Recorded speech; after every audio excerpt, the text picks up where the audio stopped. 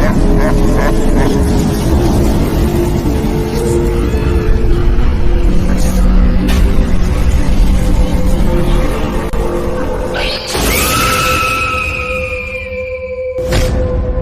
guys, welcome back to my channel.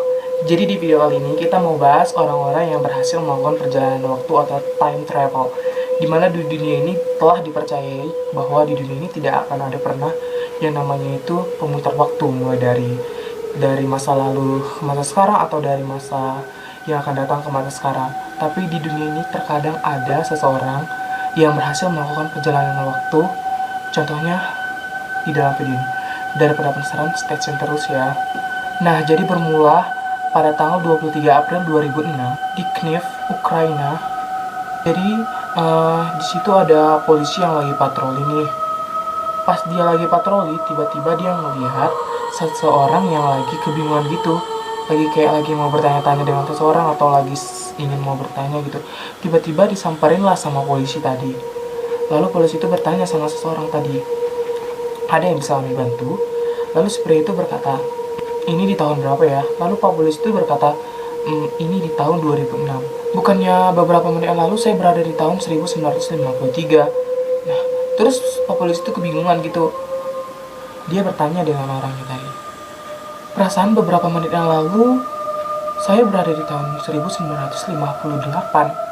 Nah, Pak Polisi itu juga kebingungan gitu. Kok ya halu atau apa gitu kan.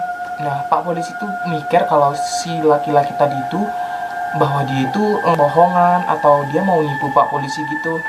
Setelah Pak Polisi itu tahu bahwa dia berada di tahun 2006 tapi dia kebingungan gitu. Lalu Pak Polisi itu bertanya, boleh saya minta kartu identitas Anda, katanya. Ternyata Pak Polisi itu kaget melihat kartu identitasnya dia. Kartu identitasnya dia itu kayak kartu identitas yang lama, memang di tahun 1958 gitu, yang kayak udah nggak kepake gitu, yang udah lama nggak kepake gitu kan. Nah, dilihatlah sama stempelnya, tanda tangannya, itu semua resmi. Nah, di kartu identitasnya itu ada tertulis namanya Sergei Ponomarenko, lahir pada tahun 1932. Yang dalam arti kita di tahun 2006 muncul kembali, berarti dia itu sekitar umur 65 atau 66, 67 gitu deh. Aku kurang tahu berhitung.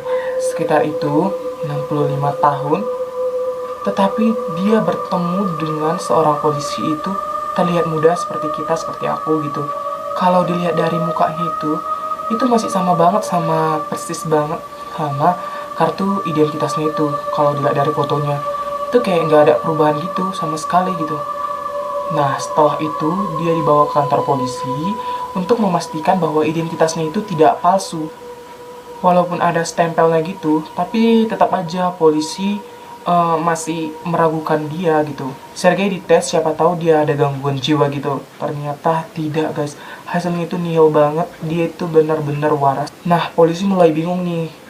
Polisi mulai bertanya-tanya, gimana caranya sih, kok bisa sih manusia di zaman 1932 itu dan kembali di tahun 2006, tapi dia tidak mengalami perubahan kulit segitu, padahal dia umurnya udah 70 tahun atau 65 tahun gitu kalau. Lalu polisi itu bertanya, kok bisa sih kamu sampai di tahun ini tanpa mengalami perubahan? Nah, dia jelasin lah seperti ini. Tepat pada tanggal 23 April 1958, dia bersama dengan tunangannya untuk melakukan foto-foto nih, kayak foto-foto prewed gitu. Setelah itu, dia melihat sebuah objek yang melayang di udara, dan dia penasaran, dia ngikutin gitu, dan kena dia memfotoin, tiba-tiba keluar cahaya ke mata gitu. Langsunglah hilang dan lenyap dari situ.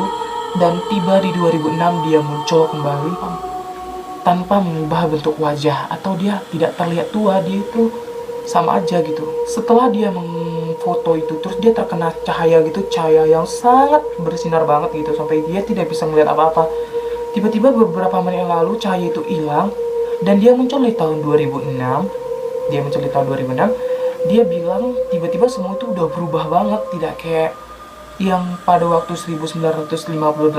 Dia tuh kayak, makanya dia tuh kayak kebingungan banget di situ.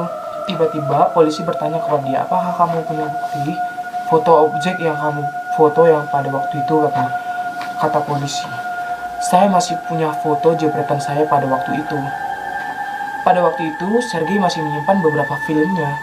Setelah dicuci, polisi pun memanggil ahli kamera yang bernama Vodim. Ternyata, kata si Vodim itu, fotonya itu asli, benar-benar asli dan tidak nampak editan. Si Vodim juga bingung, kenapa kamera yang sudah habis diproduksi pada tahun 1950 dan tidak lagi diproduksi tetapi masih digunakan, masih kelihatan bagus di tahun 2006. Jadi mereka itu bingung semua banget. Dan kalau dibeli si Sergei pun kameranya itu tidak sebagus itu gitu. Dan tidak sejernih itu. Ketika polisi melihat beberapa foto atau file yang dikirim atau yang sudah dicuci oleh para ahli foto itu, nah polisi kaget melihat seseorang yang ada berdiri.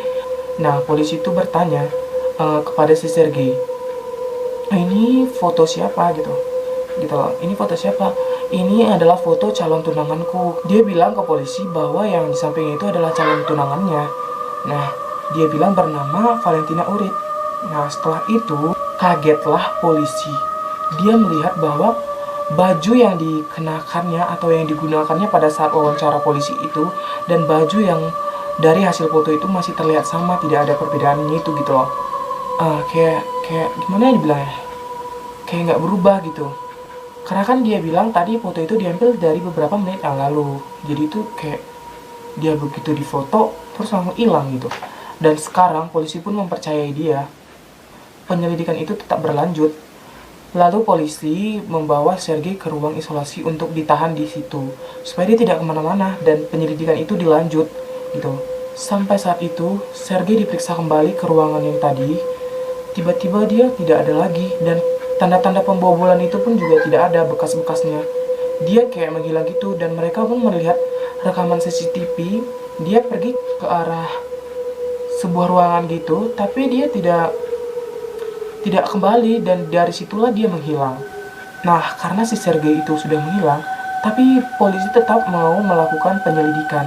Polisi pun mencari tahu wanita yang dikatakan Sergei Ponomarenko tadi yang bernama Valentina Urit. Yang dikatakan Sergei bahwa dia adalah calon tunangannya. Ternyata wanita yang dikasih tahu oleh Sergei tadi ternyata benar-benar hidup dan dia itu kayak kelihatan beda banget sama si Sergei yang masih muda. Dia kayak udah umur 70-an gitu dan dia udah seorang berumur gitu. Pas ditanya polisi, ini benar kamu? Si wanita itu kaget. Kok bisa foto dia itu ada bersama polisi gitu. Polisi kaget melihat wajah si Valentina karena dia itu kayak udah berumur 60-an gitu. Lalu wanita itu berkata, kok bisa foto saya ada bersama bapak? Calon tunangan kamu Sergei telah kembali dan dia meninggalkan foto-foto ini. Dia berkata bahwa kamu adalah calon tunangannya dia. Entah kenapa tiba-tiba Sergei menghilang dari kantor polisi dan tidak meninggalkan jejak sedikit pun. Makanya itu kami menyelidiki kamu untuk memastikan bahwa Sergei itu tidak berbohong. Ternyata tidak berbohong. Wanita itu berkata bahwa dia pernah mendapat surat dari Sergei dan sebuah foto dari Sergei yang tidak boleh dibuka kapanpun itu. Di belakang suratnya itu ternyata ada foto si Sergei. Si Sergei akan foto di sebuah lautan gitu, kayak lautan gitu. Di tahun 2050 dia juga foto di lautan itu, di lautan yang sama, tetapi sudah banyak apartemen-apartemen yang gede di situ dan perbedaannya jauh banget gitu. Nah, dari cerita tadi, banyak yang beranggapan bahwa cerita itu adalah cerita hoax, hanya bohong-bohongan. Tapi, yang menjadi pertanyaan saya, jika cerita itu bohongan, bagaimana mungkin polisi bisa melakukan atau memberitahukan kepada seluruh masyarakat tentang kebohongan? Dan bagaimana bisa juga polisi bisa menemukan wanita yang bernama Valentina yang disebut Sergei adalah calon tunangannya. So, aku mau tahu dari kalian, komen di bawah. Jadi aku mau tahu dari kalian gimana tanggapan kalian tentang berita ini, komen di bawah. Oke, kita sudah berada di akhir video. Jangan lupa follow Instagramnya saya dan jangan lupa tekan tombol subscribe, like, dan komen. Sampai jumpa.